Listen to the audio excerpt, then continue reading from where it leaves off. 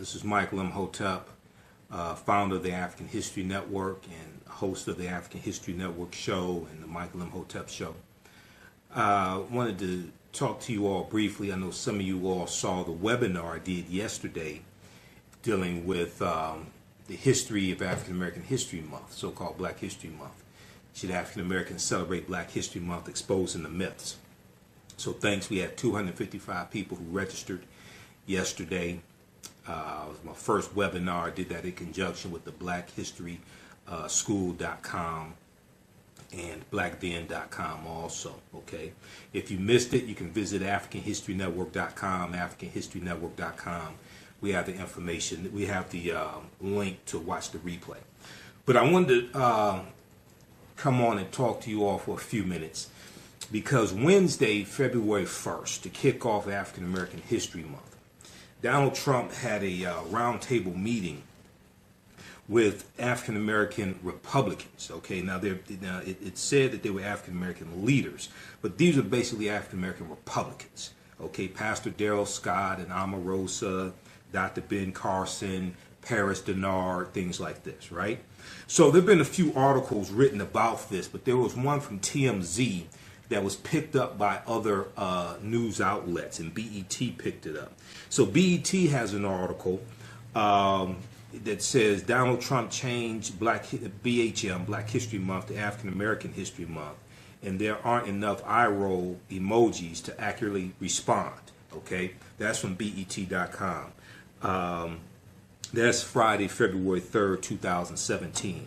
You have one from ABC Channel 7 Chicago.com, ABC7Chicago.com, which is the affiliate, which is an affiliate of ABC News. They have an article, Trump proclaims February, quote, African American History Month, end quote, okay?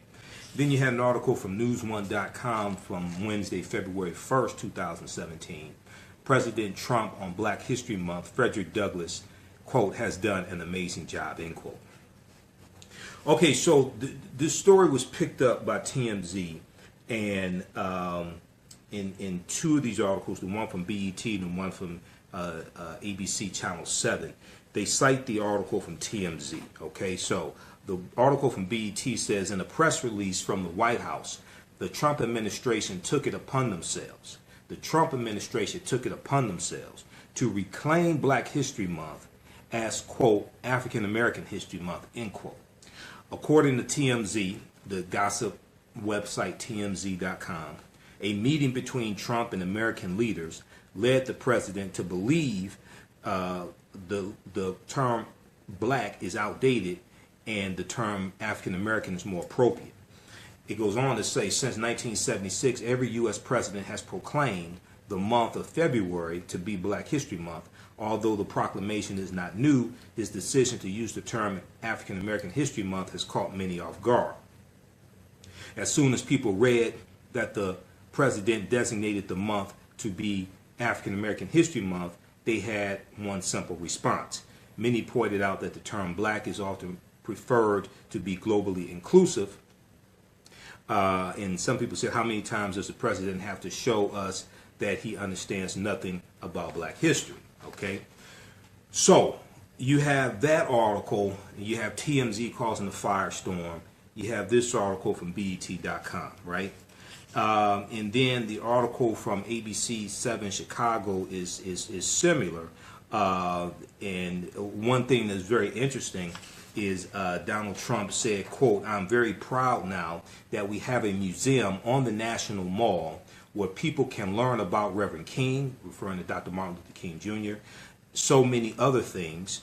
Quote, Frederick Douglass is an example of somebody who's done an amazing job and is being recognized more and more, I notice, end quote. Now, I'm not sure what he's citing, that Frederick Douglass is being recognized more and more. I get the impression he doesn't know that Frederick Douglass died in 1895, number one, okay? And the article from News1.com talks about this. Douglass, an escaped slave who died in 1895, was one of three black figures President Trump mentioned, including Martin Luther King Jr., Harriet Tubman, and Rosa Parks, okay? So read the article from News1 Wednesday, February 1st, 2017. President Trump on Black History Month. Frederick Douglass, quote, has done an amazing job, end quote. Okay, this is exactly what we didn't need on the first day of February. Okay, so you have this going on. Now, what people fail to realize and what none of these articles mention is, number one, the monthly cultural celebration was renamed African American History Month years ago. Why? Because the governing body of African American History Month is ASALH, the Association for the Study of African American Life and History. ASALH, Association for the Study of African American Life and History. You go to their website, asalh.org, asalh.org, asalh.org. This is the organization that was co-founded by Dr. Carter G. Woodson. In none of these articles does it mention ASALH. In none of these articles does it mention Dr. Carter G. Woodson, who was the founder of Negro History Week that started in 1926 and in 1976 became Black History Month and years ago was renamed African American History Month. Now, I've been doing presentations on the history and the origins of African American History Month going back to 2013. And when I did my research in 2013, it had been renamed then. So what we have to understand is, number one, Donald Trump does not have the authority to rename a damn thing. He has no authority to rename Black History Month or whatever it is because he's not in control of that. That is something that African people created.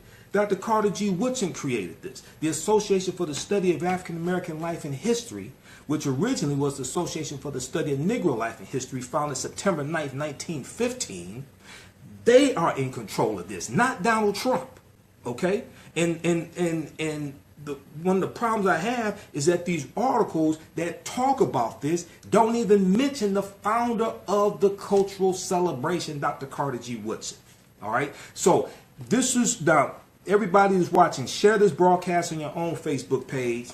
Invite your friends to tune in, okay?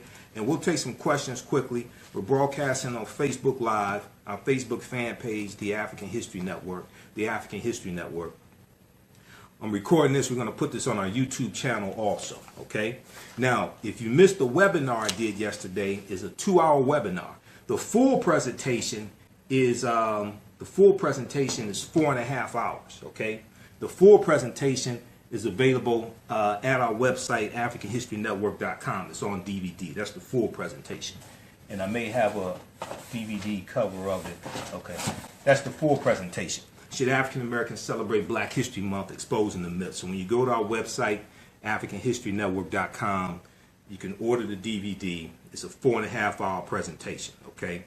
Now, and I'm going to share this broadcast on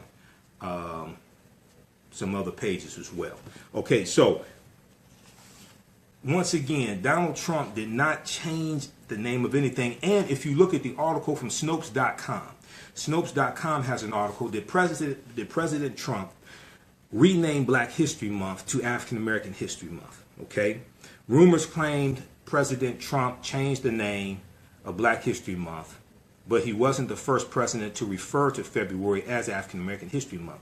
You've had previous presidents, like President Obama, previous presidents, that used the term interchangeably, okay?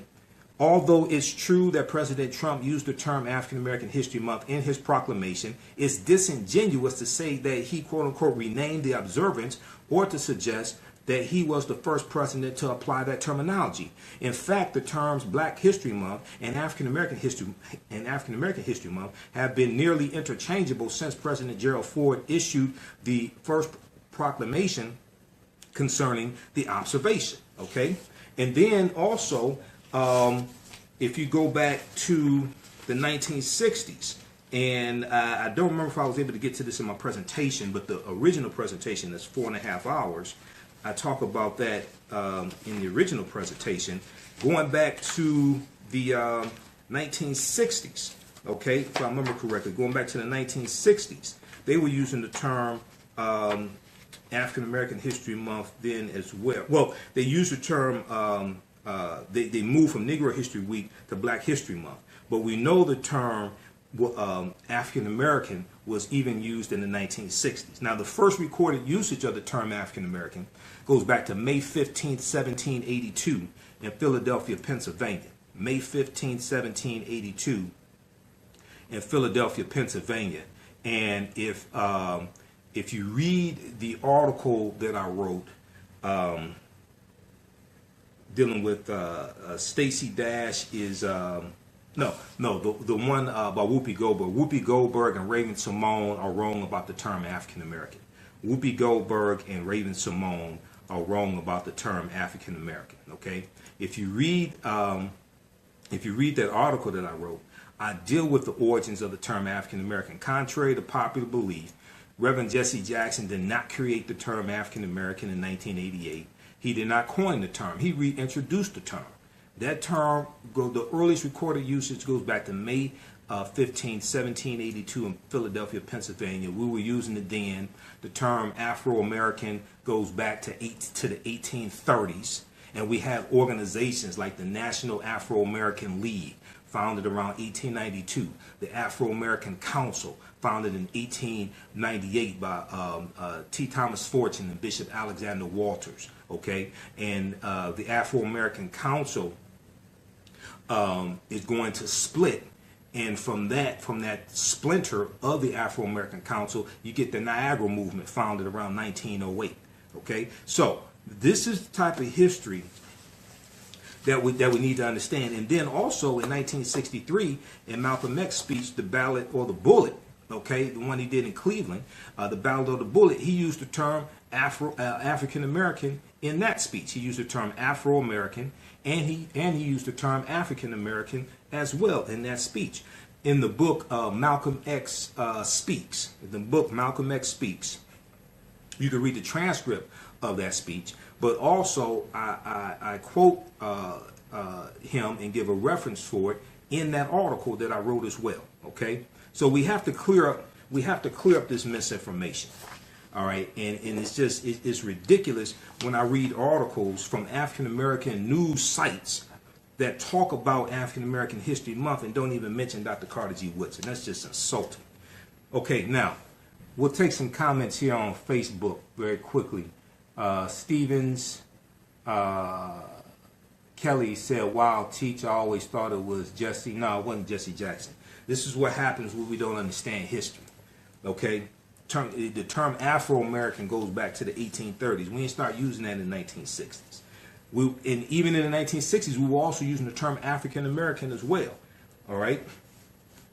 But that goes back to May 15, 1782. You know, right knowledge corrects wrong behavior. What you do for yourself, what you do to yourself, and what you allow other people to do to you is based upon what you think about yourself. What you think about yourself is based upon what you've been taught about yourself. What you've been taught about yourself is based upon everything you've read, heard, and seen about yourself. Okay? All right, now,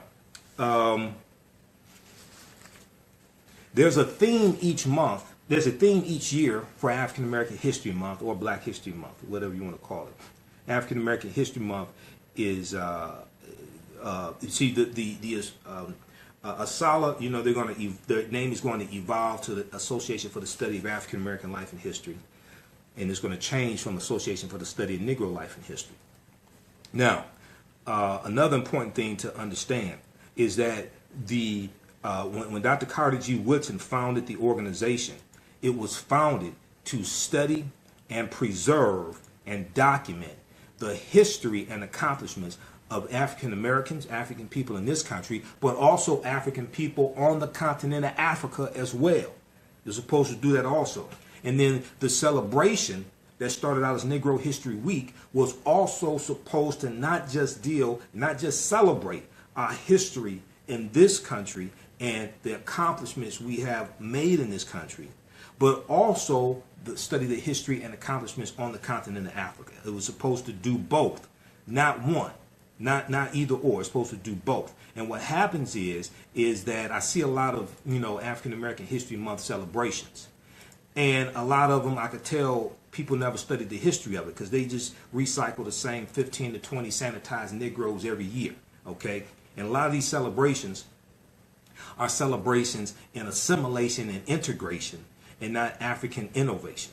A lot of these celebrations are celebrations in assimilation and integration, and not African innovation. Okay, and a lot of them just pathetic. Okay, so each year there is a theme for African American History Month. Each year there is a theme for African American History Month. And I went and looked at the themes going all the way back to about 1926. This year's theme is the crisis in black education. The crisis in black education. And on ASALH's website, asalh.org, ASALH.org, they have a list of this year's theme and the previous themes. The theme for 2017 focuses on the crucial role of education in the history of African Americans. ASALH's founder, Carter G. Woodson, Dr. Carter G. Woodson, he was the second African American to get a PhD from Harvard. He got a PhD in American history. He was the first African American to get a PhD from Harvard of African slave descent, because Dr. W.B. Du Bois was born to free parents. Okay, this is a bad brother, Dr. Carter G. Woodson. When you go to our website, AfricanHistoryNetwork.com, we have the DVD cover right there of my full presentation. Should African Americans celebrate Black History Month, exposing the myths? And I deal with the history of Dr. Carter G. Woodson. I deal with the history of African American History Month, and I talk about why it was created and what we need to do to make it relevant for the day in the future. Then I deal with dispelling myths in our history, like was the Black John Hanson president? Was Africa named after Publius Cornelius Scipio Africanus? I talk about the Africans known as the Moors. I deal with a lot of information in there in that presentation. Okay, so ASALH's founder, Dr. Carter G. Woodson, once wrote that, quote, if you teach the Negro that he has accomplished as much good as any other race, he will aspire to equality and justice without regard to race, end quote. Now, Dr. Carter G. Woodson understood well the implications associated with the denial of access to knowledge, and he called attention to the crisis that resulted from persistently imposed racial barriers to equal education. The crisis in black education first began in the days of slavery, when it was unlawful for slaves to learn to read and write for the most part. It was because in Virginia, up until 1831, up until the Nat Turner Rebellion in Virginia, when you do the research, and if you get my presentation, The History of the Nat Turner Rebellion of 1831, The Rebirth of a Nation, all 30 of my DVD lectures are available at our website, AfricanHistoryNetwork.com, AfricanHistoryNetwork.com. In Virginia, it was legal for slaves to learn to read and write and be taught to read and write, okay? Up until the Nat Turner Rebellion, because Nat Turner was literate. He could read the Bible. You know, most white people at that time couldn't read or write, all right? And after the Nat Turner Rebellion, they're going to change the laws and make it illegal in the state of Virginia for slaves to learn to read and write. So for the most part, at various times, for the most part, it was illegal. But at various times, you're going to have some different exceptions to the rule. But after the Nat Turner Rebellion, they changed it and made it illegal for slaves to learn to read and write in the state of Virginia. Now, the crisis in black education first began in the days of slavery, when it was unlawful for slaves to learn to read and write in pre-Civil War northern cities. 1861, Civil War starts. 1861 to 1865. In pre-Civil War northern cities, free blacks were forced as children to walk long distances past white schools on their way to the one school relegated solely to them. Whether by laws, policies, or practices, racially separated schools remained the norm in America from the late 19th century well into our time. Throughout the last quarter of the 20th century and continuing today, the crisis in black education has grown significantly in urban neighborhoods where public schools lack resources, endure overcrowding, exhibit a racial achievement gap, and confront policies that fail to deliver substantive opportunities. The touted benefits of education remain elusive to many blacks of all ages. Tragically, some poorly performing schools serve as pipelines to prison for youths. Yet, African American history is rich in centuries-old efforts of resistance to the crisis the slaves' surreptitious endeavors to learn, the rise of black colleges and universities after the Civil War, unrelenting battles in the courts, the Black History Movement, the freedom schools of the 1960s, and the local community-based academic and mentorship programs that inspire a love of learning and thirst for achievement. Addressing the crisis in black education should be considered one of the most important goals in America's past, present, and future. Okay, so that's straight from Asala's website. That's the theme for 2017 for the celebration of African American History Month, the crisis in black education. They have a theme each year. Donald Trump doesn't have a damn thing to do with this. This is what African people created. This is what we created, understanding that your history and culture has to help you meet the needs and solve the problems of your community. African history and culture has to help meet the needs and solve the problems of our community and also help us plan for the future. Unfortunately, too many of our people try to take the Holy Ghost Christian ideology or the Holy Ghost Christian method and bring that to African-centered thought, and they try to use the history and culture to escape the conditions that exist in the community right now and try to metaphysically transport themselves back to 3000 BC so they don't have to meet the needs and solve the problems of the community right now. Just as you have a lot of Christians who are so heavily bound that they're no earthly good and they're focusing on going to heaven as opposed to meeting the needs and solving the problems of the conditions here, too many of our people get wrapped up in Kemet, get wrapped up in ancient Africa and things like this, and don't use the history and culture to meet the needs and solve the problems of the community today. They're trying to metaphysically and spiritually transport themselves back to 3000 BC, and that's not going to work. Okay? That's not going to work. You can stay as high as you want to on mushrooms or whatever it is. When you come down, you're still dealing with the same problem. And I know psilocybins, the mushrooms, the hallucinogenic powers of the mushrooms, I know they have their purpose, but some people try to abuse this knowledge and use it as escapism, okay? And that's not going to work. All right, so let's take some more questions quickly here. And now also listen to, I'm on the air tonight, 9 p.m. to 11 p.m. Eastern Standard Time, the African History Network show. I'm on every Sunday, 9 p.m. to 11 p.m. Eastern Standard Time, the African History Network show on 9:10 a.m. the Superstation, 9:10 a.m. the Superstation, okay? And we'll broadcast here on Facebook Live. We'll have the information on our Facebook fan page, the African History Network, about it. Be sure and watch the two-hour webinar I did yesterday. You can go to AfricanHistoryNetwork.com. The link is there. We dealt with Should African Americans Celebrate Black History Month, Exposing the Myths. Should African Americans Celebrate Black History Month, Exposing the Myths? That's what we dealt with yesterday, okay? That's my first webinar.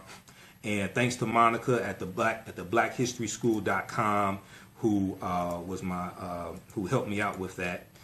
And she was fielding questions for me, and she was helping me with the technical issues. But it turned out really well. We have another webinar coming up this Sunday, February 12th, 2 p.m. to 4 p.m. It should be, I think that's going to be on Great African Women in History, the Mothers of Civilization. So we'll have information on our website, AfricanHistoryNetwork.com, about that. And then also, I'll be doing a presentation this Saturday, February 11th, 3 p.m. to 7 p.m. at the Jungle Juice Bar, Grosse Pointe Park, Michigan, 14929 Charlevoix Street in Grosse Pointe Park, Michigan, right across the street from Detroit. So those in the Detroit area, I'll be doing a presentation this Sunday.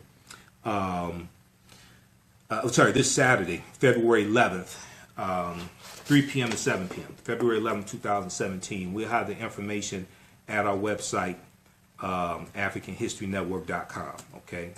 All right. So Joseph Strauder asked me to post the website for Asala. I just posted it. ASALH.org. ASALH.org, Association for the Study of African American Life and History. They changed their name years ago. They changed the name of Black History Month to African American History Month years ago. Once again, those just tuning in, Donald Trump did not change it. He doesn't have the authority to change a damn thing. Okay. On Facebook, Kiki Scarborough said, but in the North Carolina blacks do not want to hear about slavery. They tend to bury it under the rug. That is why there is no history in the downtown area in Charlotte.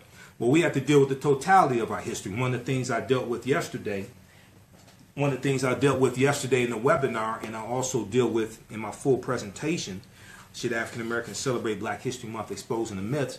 I deal with work coming from Dr. David Imhotep, who's a friend of mine. He wrote the book, The First Americans Were Africans, Documented Evidence. His book deals with the evidence of an African presence in this country going back at least 51,700 years ago. Okay? At least 51,700 years ago. This was our land stolen from us. Okay? This was our land stolen from us. We were here before Native Americans even came into existence. This is the type of information I teach in my presentations when I deal with African American History Month. I don't do the presentations that most people do. I don't at all. If you want that, you can call them. I deal with the real history, okay? And you have the Khoisan, who have the oldest DNA on the planet. The Khoisan were here at least 51,700 years ago. And Dr. Albert Goodyear, who's an archaeologist at the University of South Carolina, he made a discovery in 2004 in Allendale County, South Carolina, okay? And they found artifacts, architecture, skulls, skeletons, footprints in lava, genetic M174D haploid groups dealing with DNA. They found linguistics, paintings, all different types of evidence, 13 different disciplines, skulls, structures, tools, etc. 13 different disciplines thoroughly documenting an African presence here.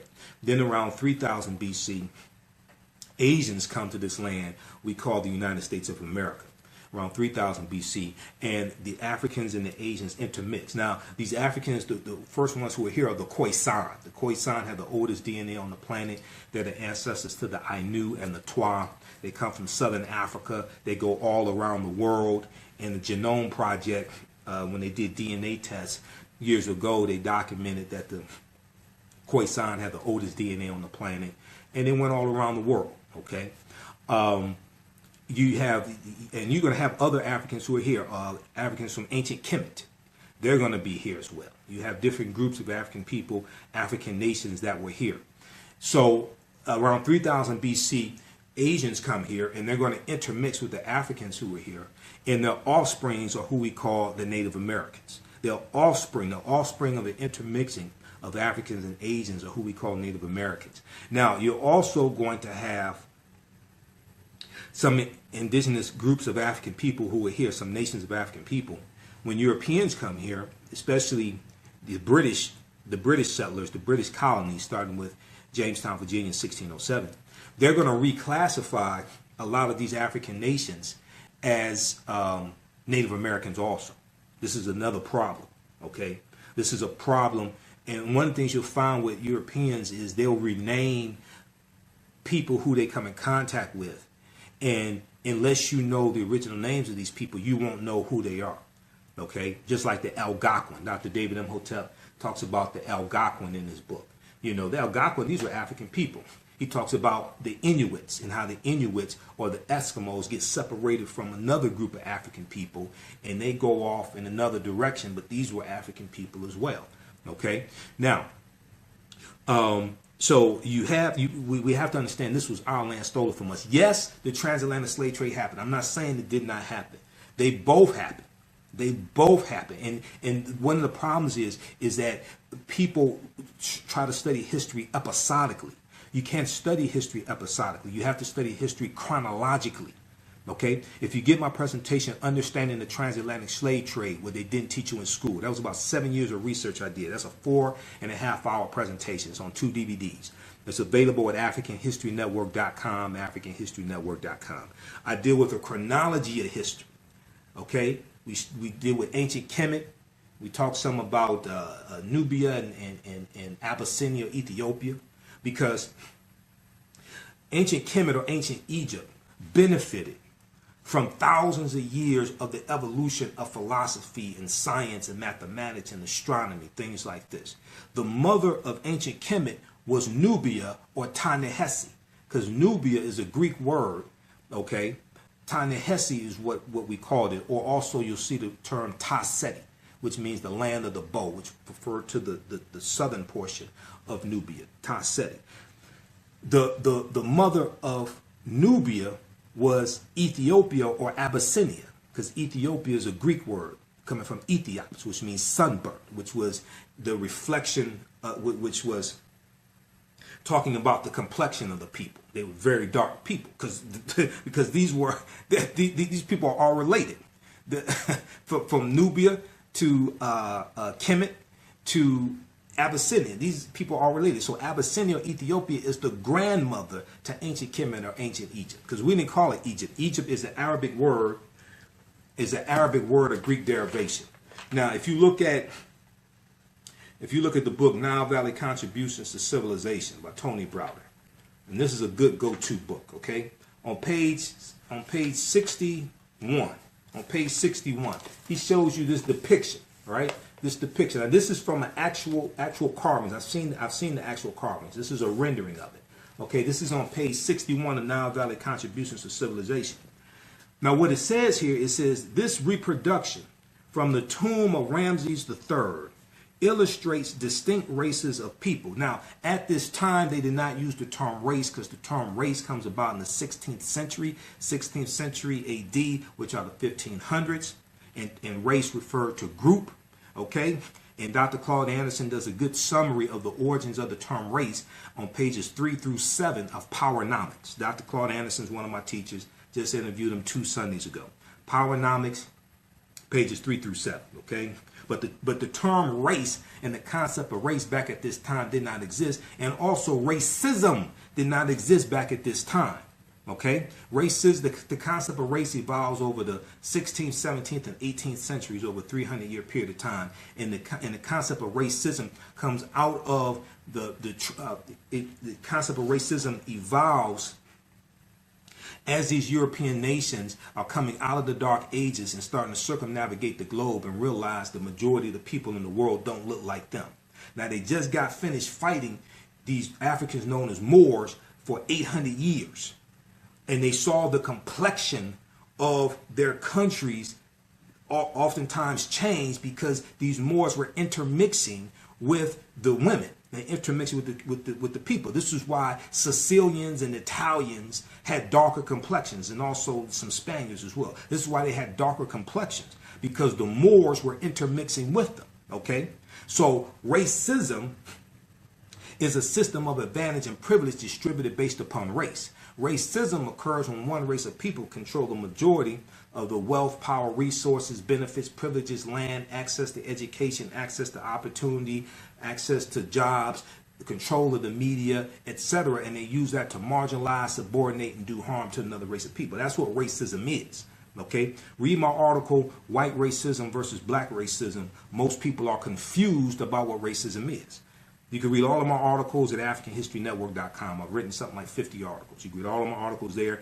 You can order all 30 of my DVD lectures. We have bundle packs of the DVD lectures also, and that helps us to stay on the air, keep doing our because we're on the radio 6 days a week. Saturday is the only day I'm not scheduled to be on the radio. Okay, we're on the radio 6 days a week. The Michael Imhotep Show, Monday through Friday, 4 p.m. to 6 p.m. Eastern Standard Time on the Empowerment Radio Network, and then the African History Network show on Sundays. I'm on tonight, even though it's Super Bowl Sunday. I really don't give a damn about the Super Bowl. We're dealing with some real information tonight on my show, okay? Because tonight's show is going to be even deeper than this right here. All right, so read my article, White Racism versus Black Racism. Most people are confused about what racism is. But back to page 61 of Nile Valley Contributions to Civilization by Tony Browder. This is one of the best books you can get. Not the only good book, but this right here. You start out with this book, you'll be on a good firm foundation. And I know Tony Browder. I've interviewed him 6 times. Tony's the man. And when you visit our website, AfricanHistoryNetwork.com, we also have a recommended reading list of almost 60 books there as well. At the top of the page, click on book list. We have a recommended reading list of almost 60 books. Okay. All right. So what this says is this reproduction from the tomb of Ramses III illustrates distinct races of people. The Kemites portrayed themselves as being no different than the Nubians, but distinctly different from the Indo-Europeans or Caucasians and the Semite. Okay. Now the term Caucasian wasn't coined until 1779 by Dr. Johann Friedrich Blumenbach, who was the head of the history department of the University of Göttingen in Germany. So back at this time, they weren't using the term Caucasian. That comes from Blumenbach, okay? And he said that the Europeans were the most beautiful people, and he gets the term Caucasian from the Caucasus Mountains, where the Georgians lived, okay? And not Georgia the country, but Georgia, not Georgia the city, not Georgia the state, I should say, not Georgia the state in the U.S., but Georgia the country. And he's talking about the Georgians, and they live near the Caucasus Mountains. So he talked about how the Europeans were the most beautiful people, and he used the term Caucasian to refer to the quote-unquote white race in reference to the Caucasus Mountains that the Georgians lived near. Okay? So that's Dr. Johann Friedrich Blumenbach, 1779. And he's also going to stratify man into various races, just like Dr. Carl von Linnaeus did as well, who lived from 1707 to 1778. Okay, so check out pages 61 of Nile Valley Contributions to Civilization. This reproduction from the tomb of Ramses III illustrates distinct races of people, even though they didn't use the term race back then. The Kemites referring to the ancient Egyptians. Kemet meaning land of the blacks, okay? And you'll see Kemet 2 also for plural. All right, the Kemites portrayed themselves as being no different than the Nubians, but distinctly different from the Indo-European Caucasians and the Semites, because the Nubians, Nubia was the mother of ancient Kemet. These are the same people, okay? All right, so now, very quickly here, well, I'll do another broadcast to deal with this other thing. Well, let me see. What will we do here? Let me get this other article here. I want to deal with this quickly. And I have to get out of here. We'll answer some of your questions. I got to get out of here, get ready for my show. All right, so also at the meeting Wednesday, all right? Also at the meeting Wednesday, the topic of historically black colleges and universities came up, HBCUs, right? So Donald Trump is meeting with Republican so-called African-American leaders, right? Republican African-American leaders. And Paris Denard brings up the topic of HBCUs, okay? Now, this article is from theroot.com, came out yesterday, February 4th, written by Angela Helm. Trying to one-up Obama, Trump will sign executive order supporting HBCUs, okay, according to a report. Now, according to a BuzzFeed report, the White House is working on an executive order supporting historically black colleges and universities, HBCUs, a way to crow, C-R-O-W, since some believe that President Obama did not do enough for the predominantly African-American institutions during his 2 terms in office. Now, there was a lot of contention over this. You had some president of HBCUs who were contemplating suing the Obama administration because of the loss in students and the loss of funding because of the change in the Parent Plus loan program that took place in 2011 that cost HBCUs 28,000 students and $150 million in funding. Okay, that was later changed. It was later corrected to make it better in October 2015, approximately. Okay, now the outlet reports that at least 3 sources familiar with a Wednesday morning Black History Month quote-unquote listening session, this was February 1st, this past Wednesday, said the president and those assembled spoke at length about HBCUs. Okay, Paris Denard, you'll see him on News One now with Roland Martin. Paris Denard is an African-American diehard Republican brainwash. He's brainwashed Negro. But Paris Denard, a Republican consultant who works on strategic communications for the Thurgood Marshall College Fund and who was present at the meeting, told Donald Trump, quote, he could go down as one of the greatest presidents in modern history and that his support of HBCUs was badly needed, especially given how HBCUs fared under the previous administration, end quote, okay? Now, it is true that in some areas they fared badly under President Obama. That is true. And I've talked about that on my show before. I've talked about that with Yvette Carnell from BreakingBrown.com. I've interviewed Yvette Carnell a number of times, and we've talked about that. But to say he can go down as one of the greatest presidents, he could go down as one of the greatest presidents in modern history based upon what? Not based upon your pick for Attorney General Jefferson Beauregard Sessions III, who cheered at the gutting of the Voting Rights Act because of the Shelby County versus Holder decision in 2013 from the Supreme Court that struck down Section 5 of the Voting Rights Act. Okay, not based upon who you want as Secretary of Education, Betsy DeVos, who is a ardent opponent against public schools, who has no clear understanding of education, who has wreaked havoc on public schools here in Detroit. Okay, not based upon Rex Tillerson as Secretary of State, who achieved a high honor from Vladimir Putin, not based upon Stephen K. Bannon, co-founder of Breitbart.com, who he said was the home of the alt-right, who's a white nationalist, who helped to write the executive order, the Muslim ban, okay, executive order, and we know 23% of U.S. Muslims are black people, 13% of that are African Americans, okay? So I don't know what the hell Paris Denard is talking about when he said this, okay? If Trump wants to do something for HBCUs, that's good. Now, this here proves my point, because I said for months, even during the campaign, I said I saw over 100 different campaign speeches of Donald Trump. He didn't mention HBCUs not one time in the speeches I saw. He had no plan to fund HBCUs. I went to his website and read his policies, okay? And I told people, go to Donald Trump's website, donaldjtrump.com, read his 13, 14 policies. Go to hillaryclinton.com, read her website, read her policies. She had 36 policies there. She had a plan to fund HBCUs and other colleges that served quote-unquote minorities, $25 billion to fund those institutions.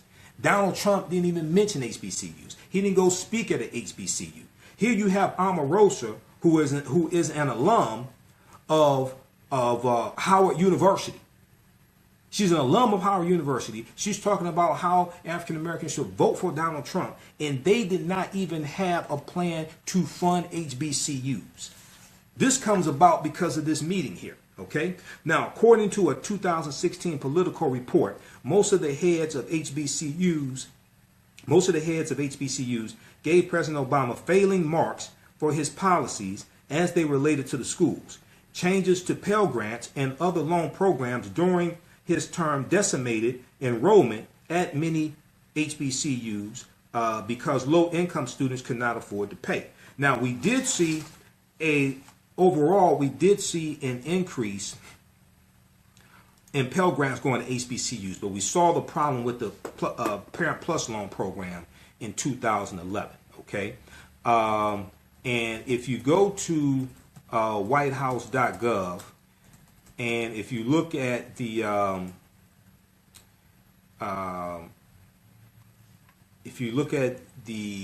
fact sheet on whitehouse.gov, progress of the African American, I think it's progress of the African American community.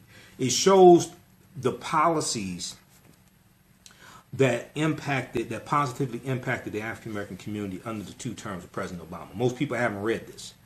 So all the people say, oh, President Obama didn't do anything for black people. You should learn how to read, first of all, because there's a number of different policies that benefited African Americans. Okay, but in here, and I'm looking at it right now, it's still up. Whitehouse.gov, progress of the African American community during the Obama administration.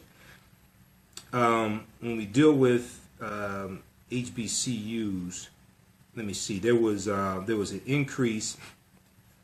Support for HBCUs. The U.S. Department of Education is responsible for funding more than $4 billion for HBCUs each year. Pell Grant funding for HBCU students increased significantly between 2007 and 2014, growing from $523 million to $824 million. Okay, you could read that. They talk about more information there. They also talk about the improvement in the high school graduation rate for African Americans as well. It's at an all-time high. Donald Trump won't talk about that at all. I wonder why. But there's some legitimate criticisms from HBCUs about President Obama. Okay, so Paris Denard and two other sources said this piqued Donald Trump's interest, probably not because he cares about HBCUs, because if he did, he would have said something, even when he was talking about what do African Americans have to lose, and he was talking about you have no jobs, you have no education. He didn't talk about HBCUs. Omarosa standing right there cheering them on, an alum of Howard University. They had no plan to fund HBCUs. So if he does this, I think this is to show up President Obama. But Paris Denard and two other sources said this piqued Donald Trump's interest, prompting the president to ask further about HBCUs after the press corps left the room. The fact that he had to ask meant that he didn't already know. Donald Trump asked what, quote unquote, the Harvard of HBCUs was. At least three people in the room affiliated with the school said Howard University fit the bill. Omarosa is a graduate of Howard University. So has she been pushing for funding for HBCUs? I mean, this proves what I've been saying for months. This proves what I've been saying for months about Trump, because I told people he has no plan to fund HBCUs. I've been to his website. He didn't have one. And I heard Pastor Darrell Scott interviewed on News One Now with Roland Martin. Pastor Darrell Scott said, oh, well, it's coming, you know, because Roland asked him about funding for HBCUs. This right here sounds like this is the first time Trump has had this conversation. Now, attendees told Donald Trump that while Howard University was receiving federal funds, Howard University was receiving federal funds. Other HBCUs are struggling. Paris Denard said, quote, he was shocked and upset to learn what happened under the previous administration. He just found this out. All these people, all these African Americans running around trying to get us to vote for Donald Trump. What the hell were you negotiating? What policies were you pushing? This sounds like he just found this out. How is it he talks about you have no education and none of y'all were pushing for funding for HBCUs? Donald Trump asked what he needed to do, and Omarosa, a Howard alum, reportedly said she was working on an executive order, ostensibly to come out during Black History Month. Oh, isn't that nice? Though details are scarce, BuzzFeed.com cites sources who speculate that the White House initiative on HBCUs housed under Education Department, and the Betsy DeVos, I mean, his picks are just a train wreck. Because I've been watching the Senate confirmation hearings. His picks are just a train wreck. And then he signed an executive order, I think it was Friday, he signs an executive order to start the rolling back of Dodd-Frank. The Dodd-Frank Act, which was put in place because of the debacle in the housing industry and the financial institutions, things like this, to protect consumers. And when you saw a press conference, he said, we have to roll this back. He said there are too many regulations. He said, because a lot of my friends can't get loans. He's talking about millionaires and billionaires can't get loans. Maybe it's because they have bad credit like you and don't pay back their loans. Maybe that's why they can't get loans. But he is going to screw the very people who voted for him, who thought he was their white savior. Because Dodd-Frank was put in place to protect the little guy, not protect people like him and his friends. So Omarosa, who had no comment on the report, did say, quote, I can, however, reinforce the president's commitment to support historically black colleges and universities as well as school choice, as he stated throughout the campaign, end quote. Well, first of all, he didn't state a commitment to HBCUs throughout the campaign. So how can you reinforce what it wasn't even there? He didn't state He did show me where he stated a commitment to HBCUs during the campaign. He didn't go speak to any HBCUs. He didn't talk about a plan to fund HBCUs. He didn't talk about the plight of HBCUs, any of that. So how can you reinforce what didn't exist? Maybe one of those executive orders will be good this time. Okay, the article concludes. All right, so check out this article. This is from Angela Helm, theroot.com. This came out, the reason why I'm sharing it here, this came out of that same meeting. Okay, so this, now I wonder what other policies they talked about. I wonder if anybody asked, hey, Donald Trump, you're going to apologize to President Barack Obama, the first African-American president, for questioning his legitimacy for 5 years and saying he wasn't born in this country?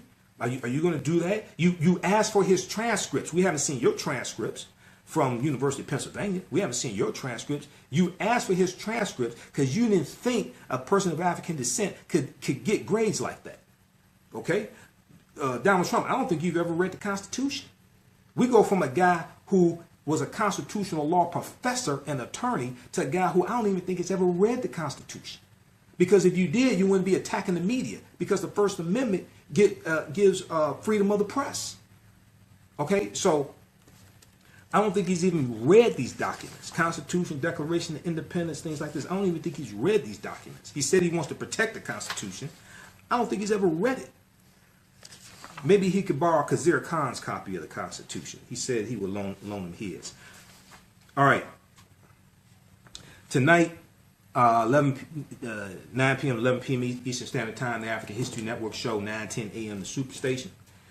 We'll broadcast here on Facebook Live. We have the information on how to listen to the show at our website, AfricanHistoryNetwork.com. We'll go to questions here in just a minute.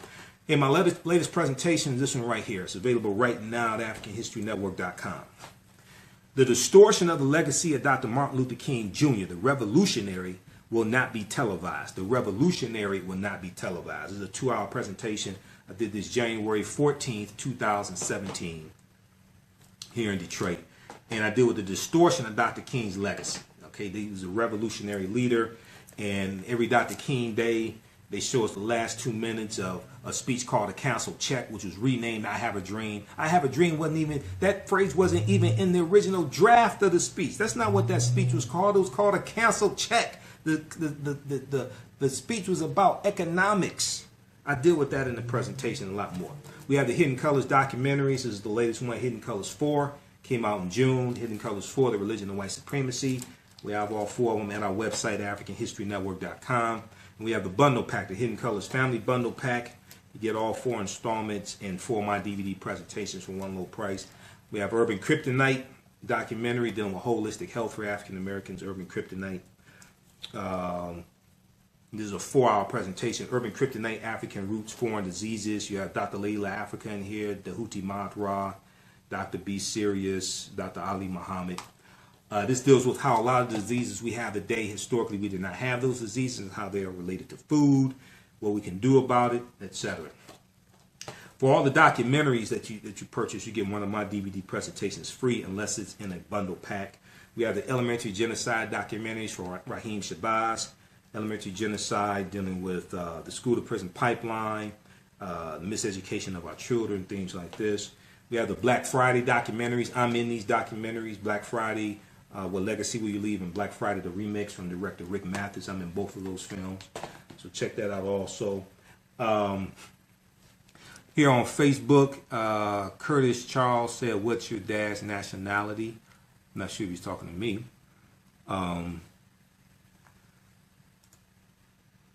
African American is not a nationality, it's an ethnic group.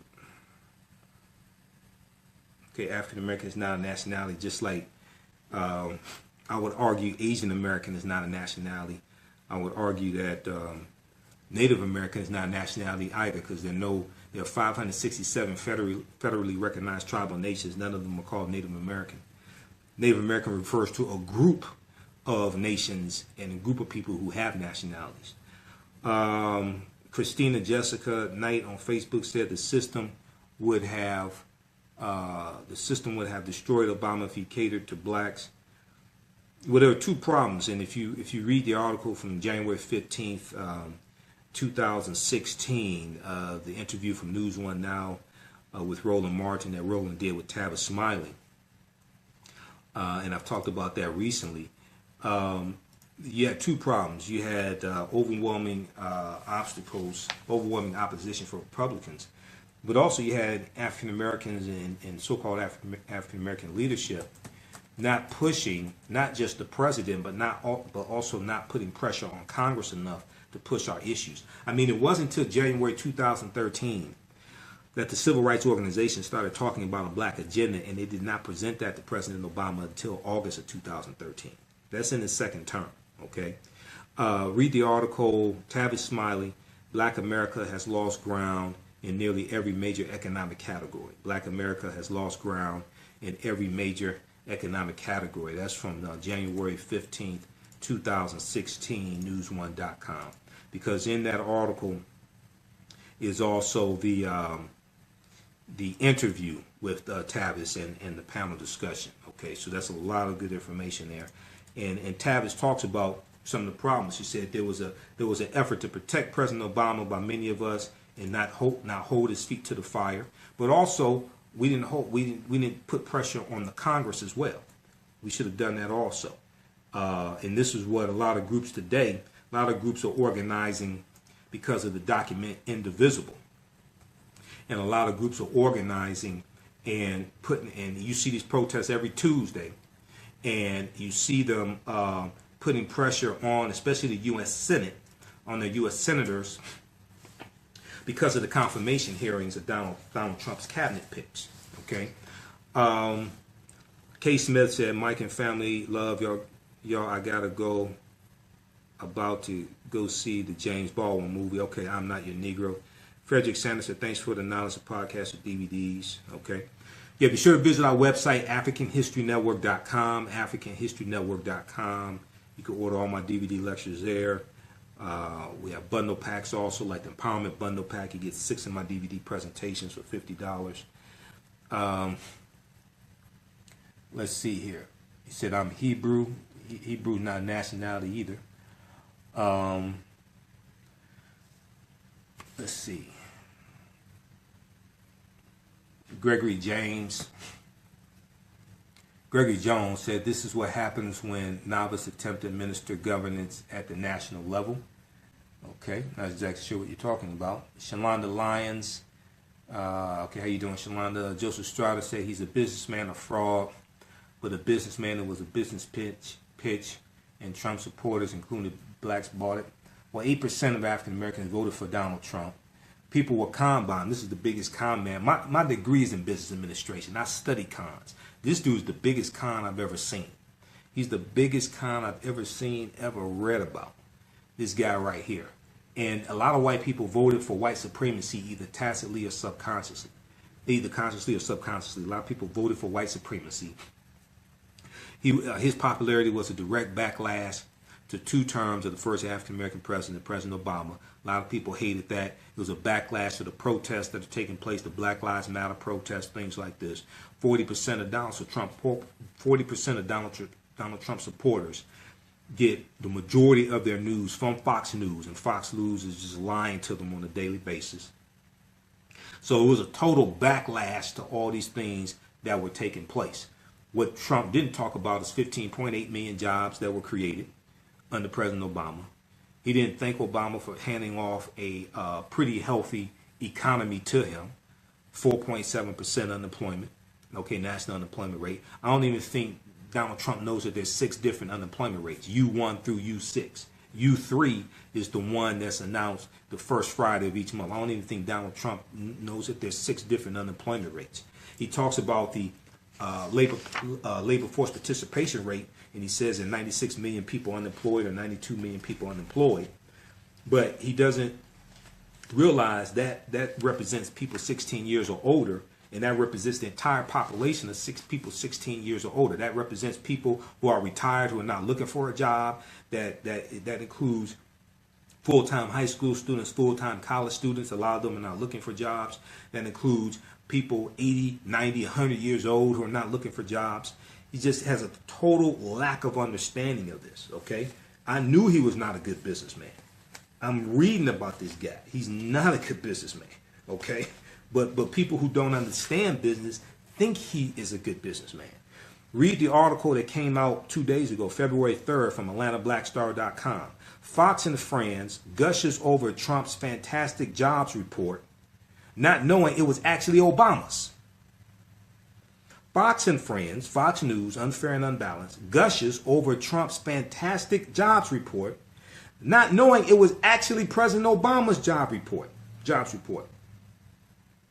Heather Nauert, N-A-U-E-R-T, of Fox News' Fox and Friends, praised the recently released January, is actually February, is the January 2017 jobs report. It was released February 3rd, Friday, February 3rd. Mistakenly giving credit to President Donald Trump for a successful job creating jobs that actually occurred under the Obama administration. Because President Obama left office January 20th. Okay? So most of January, President Obama was still president. They give the credit to Donald Trump. 227,000 jobs were created in January 2017. Heather Nauert wrongly referred to the data as, quote, the first jobs report under President Trump, end quote, adding that the number of new jobs was, quote, a lot more than expected, end quote. But in January of 2016, Fox News claimed that the creation of 292,000 jobs was, quote unquote, modest by historical standards, end quote, even though it was well above this year's total of 227,000. Very interesting. I find it also strange that Donald Trump didn't give credit to President Obama for saving the auto industry and saving 1.5 million jobs with the auto bailout. So Donald Trump meets with the big three, the heads of the big three, right? And beats his chest about meeting with the big three. You wouldn't have a big three if President Obama hadn't pushed for the auto bailout that Donald Trump was against. All the white union members that voted for Donald Trump, don't forget, Donald Trump said he was against the bailout of the auto industry, one. Two, he said that the Ford, General Motors and Chrysler, they took the bailout. Ford did not. He said General Motors and Chrysler should go bankrupt. They should relocate their plants to the factories to states that don't have unions and lower their wages so the employees have to take whatever they're offered. This is that guy who a lot of union members thought was going to be their white shadow, their white savior. This is that guy who's never been for union. This is the same guy who attacks on Twitter Chuck Jones, president of the United Steel Workers Local 1999, behind the Carrier deal in Indiana. He attacks Chuck Jones on Twitter, and all Chuck Jones does is say is put out the accurate numbers of the number of jobs that were being saved. Because Trump said it was like 1,100. Chuck Jones said no, it was 730 plus 730 union jobs plus 79 union jobs. Donald Trump included 300 research jobs, which were not even scheduled to be eliminated or shipped to Mexico. And Donald Trump attacks this guy on Twitter. This is the guy supposed to be the savior of the unions. Yeah, right. No. People voted for white supremacy. That's what they voted for, either consciously or subconsciously, most of them. They voted for white supremacy. Okay? All right. So, visit our website, AfricanHistoryNetwork.com. We have articles there. All my DVD lectures are there. I think I'm going to be in Chicago this Friday, February 10th, with Dave Anderson, founder of the Empowerment Radio Network as well. Listen to our shows. We'll talk about that this week. Also, check out economicempowermentseminar.com, economicempowermentseminar.com. Check that out also. Dave and I, we're doing conference calls every Wednesday, 9 p.m. to about 11 p.m., dealing with economic empowerment and strategies to create wealth and intergenerational wealth. We're dealing with foreign exchange, currency. We're dealing with business and real estate development. If you want information about these conference calls, email me at info, I-N-F-O, at AfricanHistoryNetwork.com. Info, I-N-F-O, at AfricanHistoryNetwork.com if you want information about the conference calls with Dave Anderson, founder of the Empowerment Radio Network, and myself every Wednesday, 9 p.m. Eastern Standard Time. Okay, and let's see, listen to the African History Network show tonight, 9 p.m., 11 p.m. Eastern Standard Time. Also, 9:10 a.m. Superstation will broadcast here on Facebook Live. Those watching here on Facebook, because we're going to put this on YouTube. I'm recording. Also, we'll put this on YouTube. But those watching on Facebook, share this broadcast on your own Facebook page. Invite your friends to tune in. And remember, right now, it's correct wrong behavior. It's not over till we win. What you do for yourself, what you do to yourself, and what you allow other people to do to you is based upon what you think about yourself. What you think about yourself is based upon what you have been taught about yourself. What you have been taught about yourself is based upon everything you've read, heard, and seen about yourself. Okay? So, we'll talk to you later. Peace. I got to get out of here.